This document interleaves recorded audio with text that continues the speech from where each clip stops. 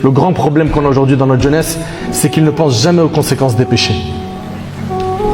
Et je m'adresse ici à nos petits frères, collégiens, lycéens.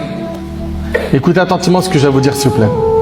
Il y en a beaucoup parmi vous qui entendent, quand ils essayent de rester droits et de ne pas aller dans la mauvaise direction, ils entendent « Ah, t'es un bouffon !»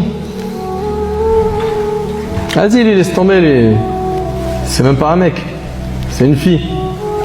Qu'est-ce que tu lui demandes de sortir le soir? C'est très bien, lui, c'est la prison, Alcatraz. Mais il n'a jamais eu de rapport, puceau. On lui envoie tellement de piques qu'à la fin, si lui, il n'est pas solide, il craque et se retrouve à basculer dans leur camp. C'est vrai ou pas?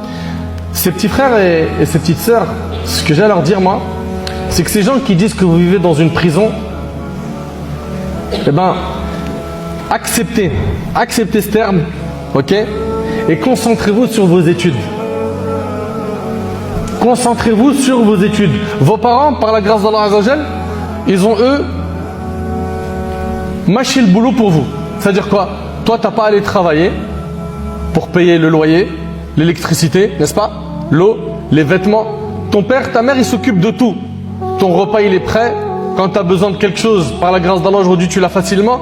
Et j'en parlais avec certains de mes amis, je leur disais, je crois que c'était hier, je leur disais, moi quand j'étais jeune, aujourd'hui j'ai 40 ans, quand j'étais jeune, quand j'étais au collège, Wallahi l'azim, je le jure par Allah, qu'on avait le droit à un seul survêtement par an. Mon père, il n'avait pas les moyens. Et moi, pour moi, c'était un kiff. Je me rappelle quand j'allais avec lui à Gosport, c'était un Eid. Quand on allait acheter un survêt, c'était un Eid, c'était une fête. Un par an. Et je sais qu'ici, j'ai certains grands frères qui sont là. Peut-être ils ont vécu la même chose. Et aujourd'hui, regardez les jeunes, ils manquent de quelque chose aujourd'hui? Ils manquent de rien. Papa, il me faut un pull. Dans la semaine, il l'a.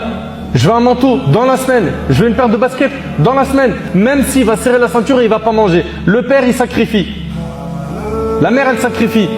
Et en retour, qu'est-ce qu'on vous demande? Réussissez vos études.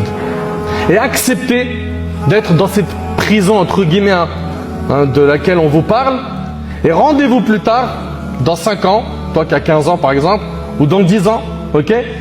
Et après que tu auras ton diplôme, Inch'Allah, et que tu auras ton premier job, t'es bien, t'es stable, t'as ton logement, etc., tu commences à fonder une famille, regarde ceux qui te parlaient de prison, si eux ils sont pas dans la vraie prison.